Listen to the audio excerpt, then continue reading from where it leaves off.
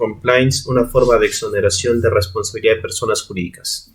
El Criminal Compliance, conocido también como programas de cumplimiento normativo, están establecidos en distintos tipos de empresas o personas jurídicas, las mismas que se establece con el fin de lograr mecanismos preventivos para evitar responsabilidades, incluso actos de corrupción en determinadas empresas o personas jurídicas. En nuestra legislación establecida a través de la Ley 30424, en donde se establece la responsabilidad penal de la persona jurídica, en nuestro ordenamiento jurídico, con su reglamento adicional, el Decreto Supremo 3/2019, en donde se establece el procedimiento correcto para implementar el Criminal Compliance, que se va a señalar en el presente la persona jurídica si es importante implementarlo o no. A lo largo de los años, la responsabilidad que se ha establecido las personas jurídicas era siempre una consecuencia accesoria, en donde se establecía, como vimos en la historia del Perú, a través del 105 del Código Penal, en donde necesitábamos indudablemente de la existencia de una persona natural que en su accionar terminaba defraudándola, o cuanto menos utilizaba su organización para favorecerlo a acciones ilícitas o acciones accesorias. Sus consecuencias eran imposiciones de clausura de locales, de establecimientos temporales o definitivos, disolución y liquidación de personas jurídicas, etc.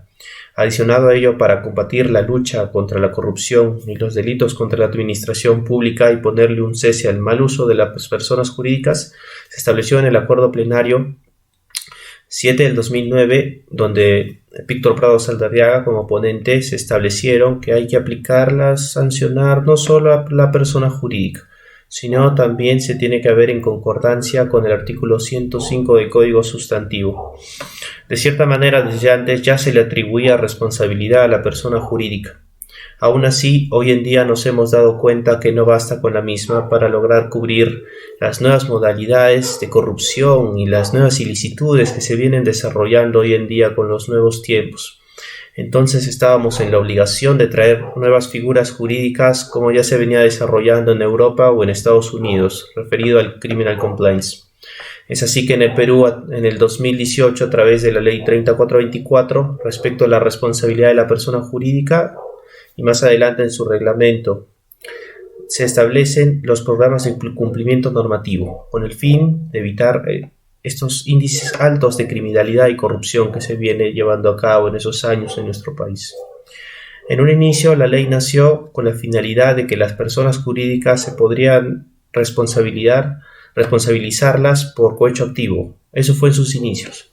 Sin embargo, hoy en día ya se ha habido, a través de modificaciones importantes al proyecto inicial, se ha establecido restarle gravedad al reproche contenida en las sanciones por las personas jurídicas mediante el cambio de su naturaleza jurídica, una de carácter administrativo, y dos, en cambio, incrementar las sanciones a las personas jurídicas únicamente al delito de cohecho activo transnacional.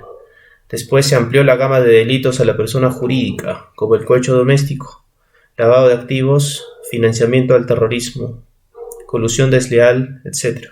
Incluso también se estableció el tráfico de influencias.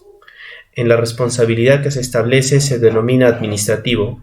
Sin embargo, hay que aclarar que, como lo dice el maestro Percy García Cabero, la denominación utilizada no es más que un fraude de etiquetas para la tranquilidad de los empresarios que ocultan la verdadera naturaleza de las sanciones que se le impondrá a las personas jurídicas. Eso es así.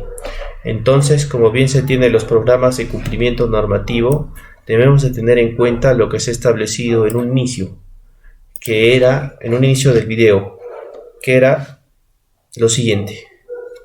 Podemos concluir o debemos de llevar a cabo que se debe seguir estas modalidades donde se va a establecer responsabilidades, incluso librarse de las mismas, ya que la empresa va a incrementar un sistema de cumplimiento normativo idóneo.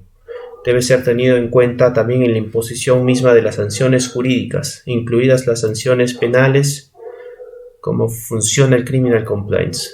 A ver, pero ¿cómo funciona? Esta forma de responsabilidad o exoneración o disminución en su artículo 17,